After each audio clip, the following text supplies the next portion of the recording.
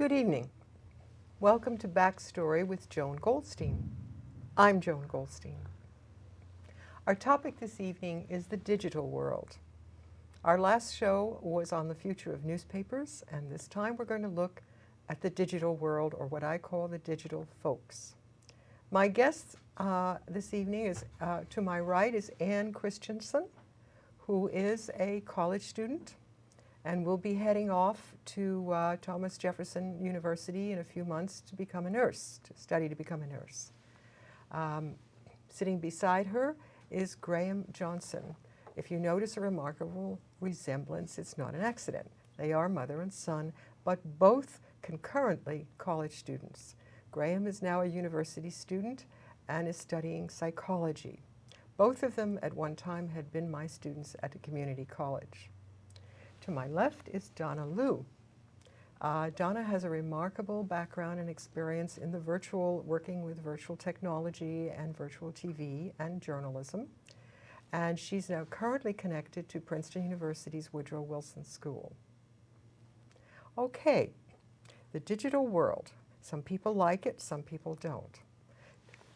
Graham, you had an interesting story to tell about what you've observed in your classrooms as a student, looking at it as it reflects education. What's happened? Right. Yeah. Well, see, I had a really early class that started in the morning at 8:30, and I would always get there late because it's very difficult for me to wake up that early.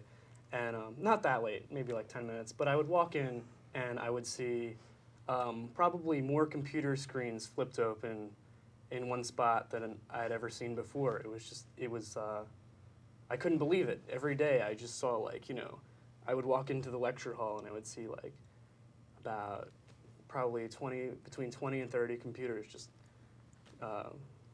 glaring at me as I walked through the door. So, but yeah, I mean, people would, on Facebook, just, talking amongst themselves, looking at pictures of themselves. It was remarkable, is all I can really say. So. Was the professor speaking during this time? Oh yeah, totally. Yeah, totally. And, I mean, there isn't really much you can do as a professor except, either, just disregard it, or, if there's one student that's, causing a problem, the distraction, to call them out on it. But there isn't really much you can do as a professor. I mean, I don't really know what they can do about it. Mm-hmm. Well, in my classes, of course, I have smaller classes. If I see someone fooling with something like that, I will go up to them and say, we don't do this in this class. You want to do it, you go outside. And that usually puts an end to it, but I don't have huge lecture halls. I found this article in the Chronicle of Higher Education. Class produces a parody of The Office to highlight challenges of teaching with technology. So the students at the University of Denver created a parody video essay in the style of the TV show The Office to show the frustrations with technology in the classroom and urge professors and students to work together to make classes more lively. So many of the scenes in the 6-minute video will probably seem familiar to anyone who has been in a college class in recent years. A professor fumbles with his PowerPoint presentation. A student goofs around on Facebook during the lecture, and another student complains about being required to buy laptops when the devices are rarely used for assignments. Quote, now the class is about technology and you're really not using any, says a student assistant to the bumbling professor in the video. The board doesn't really count. So kind of the article, and I watched the 6-minute little movie, and I have to say it really made me laugh because there were a number of students in various physical activities of being fast asleep. They looked kind of like spiders on a wall, and others were tapping away, and the professor seemed to be talking to himself, mumbling to himself. So it kind of, one wonders, is it really what we want for education, and is that really a pretty bad example? Did you notice things like that, Anne? So far, I haven't seen a problem with laptops, but my problem comes with cell phones. And I'm always happy when the professor says on the first day of class, I don't allow cell phones out. I don't allow texting during class. Turn your cell phones off. But if they don't say that, you'll have a student texting next to you or behind you. And to me, it's really distracting because you can hear that little click, click, click. And the same is true with computers. yes, Yeah. it's real distracting to me. And several times I turned around and I said, would you mind doing that out in the hall? Because it's distracting me. And I don't get a very good response. They're very, not very accepting of Mind your my own business. suggestion. Mind your own business. Mind your own MMYOB, Yes. we used to say, right. So right. now, I don't know if it's because I'm older. Maybe it doesn't bother other students, but I found it to be very distracting. Well, I'm going to have one more example before I'm going to give Donna a chance to give her side of the picture. And she does have a very good side of the picture. Two things.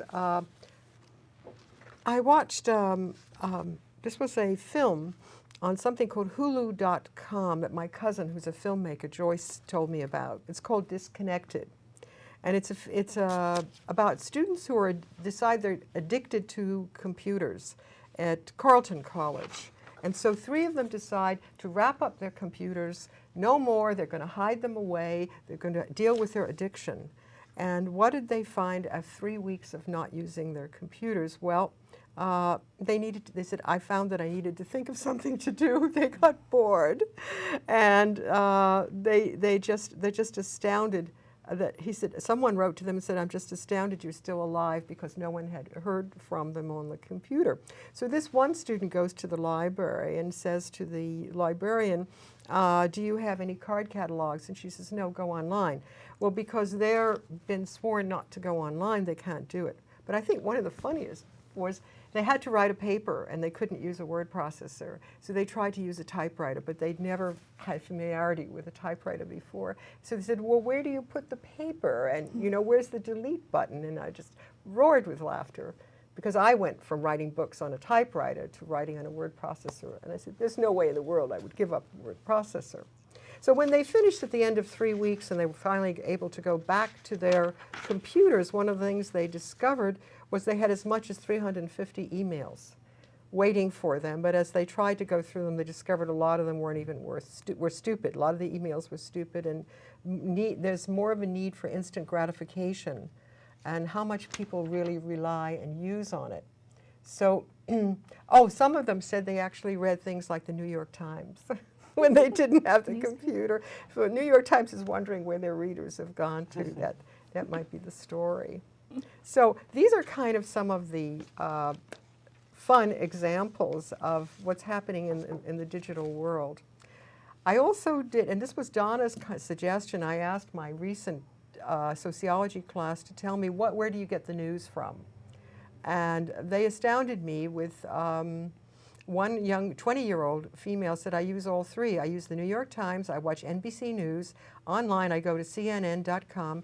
I watch NBC almost every day. I look for information in the paper when I buy it. I like the horoscope, she says. Overall, I watch the NBC the most, but I also like the newspaper. So I found that the students I queried at the community college were more varied in their approach to gaining news than we would have expected, or you might have expected. What do you think about that, Donna? This is your field. This is your world. Well, it is not my world. It's everybody's world. I mean, digital is now, and as you know, if you use a cell phone, you are part of it. So from that starting point, we're all in the same boat. As far as information and news is concerned, I think that we are at a point in the evolution of the news industry where people are still going to the trusted news sources, even if they are online. And they're going to miss those if they're gone. But nothing has, no solution has come up yet to stop the kind of downward slide of the news industry. As far as your story about the kids in classes, I think one of the great difficulties of teaching any class about the digital culture is that the average professor is, in the words of John Palfrey, a digital immigrant, and the average student is a digital native.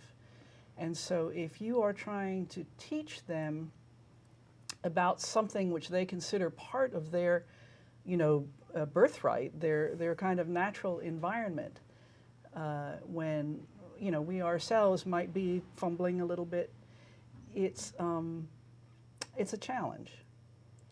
If you're teaching a course in nursing or in philosophy, I could understand why you would ask people to shut their laptops. But if you're teaching a course in digital media, it's part of the learning process. Another part of the learning process is for the younger generation who does not know the non-digital world to realize how plugged in they really are. So, for example, Google, I don't know if any of you experienced it, went down today for 4 minutes. For 4 minutes, if you can imagine not getting to google.com, it caused an uproar in Twitter. I mean, I was monitoring the Twitter feed for only 4 minutes, and the number of tweets grew from, about 100 in the first second to 700 in the third second, and it was an absolute firestorm. And it does give us pause. What would happen? Have we thought about it? If there is, for some reason, a Google fail, what would happen to our ability to access information, our ability to work, our ability to process information, to teach anything related to information? And it's something that we really should ask each other and, take into account. It's a daunting question. I know one day at the college, maybe about a year ago, for some reason all the computers were down. And I was walking through the halls and bumping into people who looked kind of vacant and lost and said to me, "Joan, what did we do before we had computers?" As if somehow it's become so essential, as you say, that it's become so essential to our work and our existence, we don't even realize to what extent it is until it's suddenly taken away. And who are we then? How has that changed us? And you made the reference to John Palfrey's the digital natives. And this is his book, Understanding the First Generation Born Digital, which I had some fun going through, as you see all the yellow sticky papers there. He defines us, almost it's a culture, it's a popular culture difference between those who born with it and know it all their lives and those of us who had to adapt and change. He calls us immigrants. That word kind of jarred some of my students when I mentioned that, because immigrant has another meaning, doesn't it? But it's true. It actually has created another culture. I guess I would say popular culture. It's certainly become part of it. And so much of what we do relies on it. That, I mean, I certainly can tell you with all honesty, having written books on a typewriter, I'm thrilled with the word processor. I would never want to give up a word processor. Heavens no, I would not want to go to a machine that I could not delete, that I could not do a spell check. The innovations, the creative innovations are marvelous. I guess the problem really is misuse, not the use, but the misuse the twists and turns that it takes. Well, there's misuse of everything. There's misuse of the English language. There's misuse of there's misuse of everything. So in a digital world, there will be digital misuse. But I think America is a nation of immigrants, and the immigration population were the ones who were always, they brought some of the old world to the new world. They understood, they appreciated the new world, and in a sense, that's what digital immigrants can bring to the digital life. An appreciation of how amazing these tools really are, whereas my daughter probably just thinks that's the way life always was, even though you can tell her it wasn't, she can't imagine it. I think I could. Remember my mother telling me that she could recall horse-drawn wagons in the streets, and telling me that how much she has seen changed through technology. You're right, absolutely, and put so well too. I think one article that we've been talking about at the college that I found, it was Sunday in the New York Times, the surreal world of the Chat Roulette, where people are now going on to the internet and talking to total strangers all over the world, which in one sense sounds like it's quite exciting and a lot of fun. And one student said, yes, I talked to someone in China, and that was someone I didn't know in China. That was really wonderful. That's the upside of it. The downside of it is another student said, they're just doing crude things on it and putting pictures of themselves up. So you get this kind of mixed picture. So it's not technology's fault and that people misuse it. It's what people do with it, isn't it?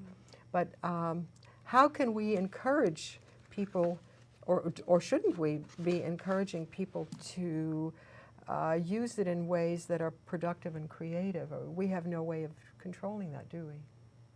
Well, as teachers, I think we do, and we have a great responsibility to encourage people who have value to add to do it digitally so that it's accessible.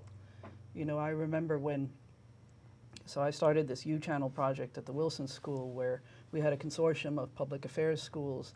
They would take all of their public lectures, digitize them, and we would make them available online, and eventually created a YouTube channel, and we were one of the first. And there were articles that appeared saying, oh, there are signs of intelligent life on YouTube. You know, and you actually have, I think, a responsibility to be there, not to ignore it and just sort of leave it to the Chat Roulette people. Yeah. The thing that I have, though, I'm currently taking a course online.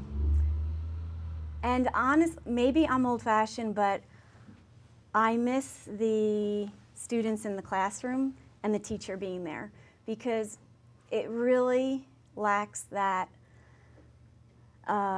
human element, and I think that's really necessary. I think I'm really missing it. I think that you learn a lot from the students in the classroom and the stories they bring and their, you know, what they think about different things and their experiences, and you can agree with them, disagree with them, conversate with them. But when you just put a question up to the students online and they just write their response, also when you're reading it, you're not hearing their voice. You don't know their exact tone they're using. I feel as though I'm not learning as much as I really could.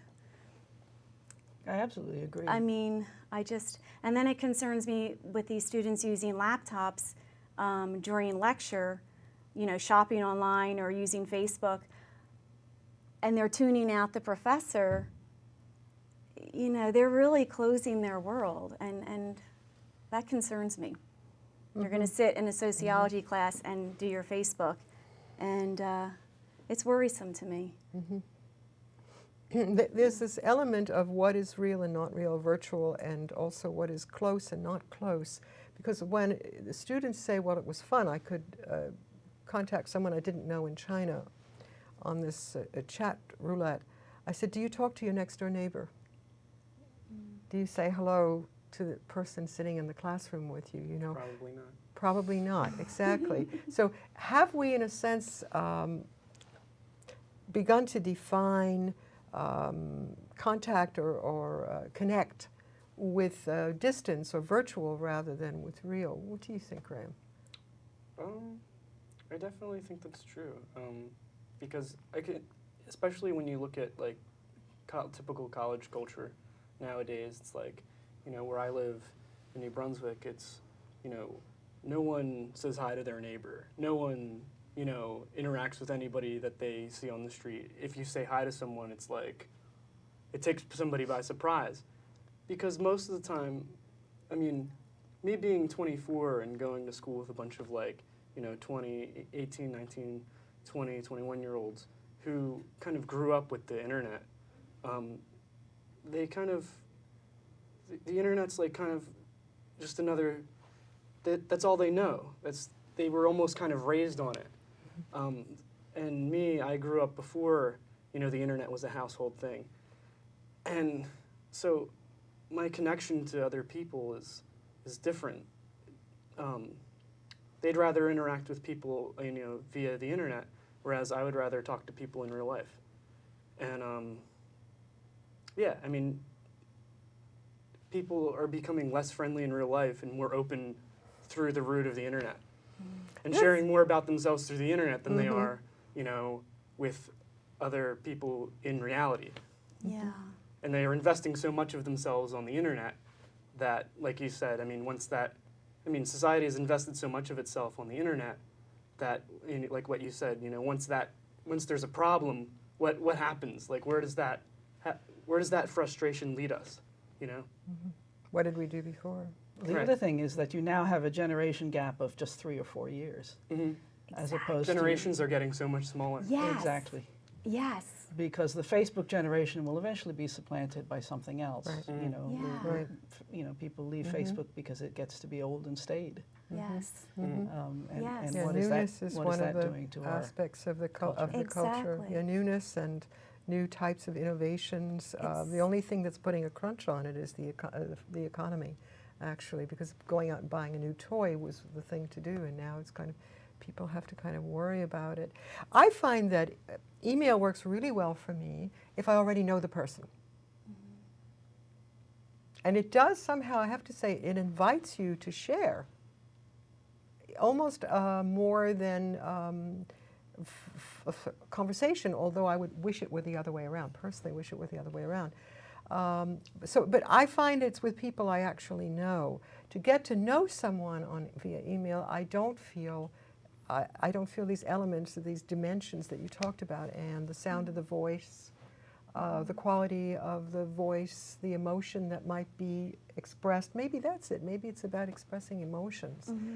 And that people also, you know, you read these articles, people lie about themselves, they make things up about themselves, they aggrandize themselves because they can, because nobody can see them or know what's, again, it's the question of what's real, what isn't.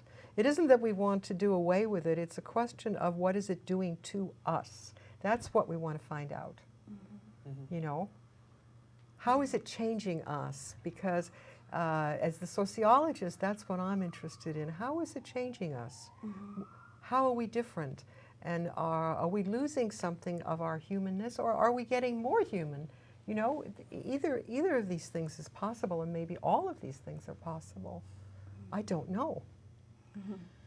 Also, is your question we as Americans or we as the world? Because the internet in the rest of the world, I mean, it does a different thing in different cultures. Sure. And in, you know, places like China, for example, as much as the Chinese would like to control it, it is a world of difference from where it was 20 years ago. Sure. And it's been a, you know, tremendous liberating force. And it is also a door that China can never close again. Right. So, you know, when you say how is it changing us, I would say in different ways for different people. Yes, he points out, Palfrey and Gass point out in this book, Born Digital, that it was the Chinese who invented the printing machine, long before Gutenberg did. And so when you have these innovations, these inventions, you can't go back, and everything changes, life changes. So it's not as if this technology is the first for us to ever encounter. You know, there have been so many, especially in the 20th century, and we can't return. I don't want to go back to washing clothes on a rock. In fact, I never did wash clothes on a rock, but I certainly heard stories about washing clothes in a tub. So no, I don't. To be honest with you, so I'm not a Luddite. I'm not, you know, the Luddites were the people who went around smashing the machineries in the Industrial Revolution because they said this was godless and this was destroying us. I'm fascinated with it. I just want to understand it. And I want to make sure that we, along the way, don't lose what is the essential connectedness and humanness in us, in communities and society. That's my concern. That's my interest. Well, if you apply the Charlie Chaplin, the old Charlie Chaplin film, Yes. to the world of information, Modern times. there are a lot of Right. similarities to where Charlie Chaplin has to cope with the, Right. you know, the advent of the assembly line. Right. And just because there is more information out there doesn't mean that we are able to process more information. I think the human mind's ability to process evolves over thousands, hundreds of thousands of years. Right. Very true. I love Yes, I used to use that film, Modern Times, in my sociology classes to show the human being is confounded by the technology. And that was such a perfect example of it. He's on this assembly line. He's going nuts because he does this 15 hours a day, and then he wanders out into the street, and he's still doing this. And there's this woman coming along, and she's got the buttons that look like the screws he's tightening on the machines, and you know already he's going to go up to her and tighten the buttons on her. And he does, and starts chasing her, and he gets arrested for molesting this woman. But yes, okay, we could come up with some wonderful metaphors about this. But we just have a minute or two left. Anybody would like to throw in something now, some thoughts you have in this discussion, some last thoughts, not your very last thoughts, of course, but last thoughts you might have?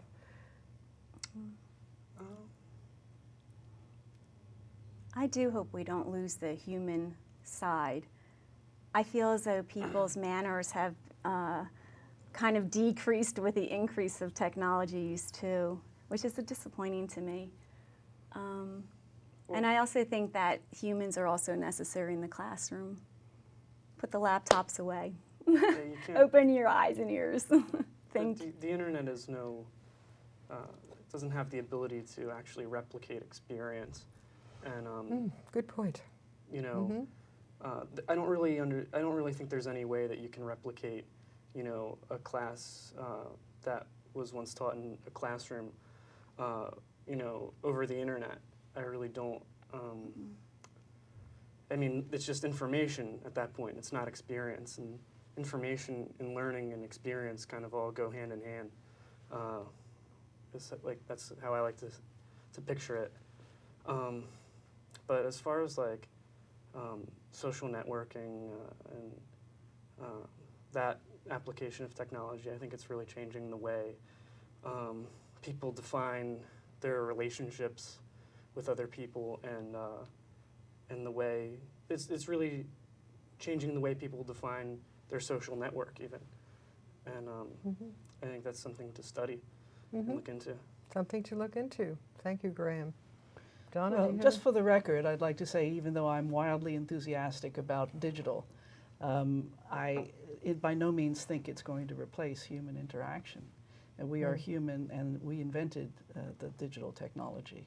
So it's really up to us to use it wisely. Okay, thank you so much. This was a fascinating discussion, and of course, as usual, it opens up more questions than it gives us answers. But I would, you know, we could go on exploring this for the next 20 hours, I guess, and still not get to the bottom of it. Thank you very much for coming to Backstory with Joan Goldstein. I hope to see you again. Down the road, I'll have some shows. I'm thinking of doing a show on affordable housing, and lots of other good ideas. And if you have ideas, if the listeners have ideas, please let me hear from you. I'd like to know what you're interested in having us explore on Backstory with Joan Goldstein. Good night.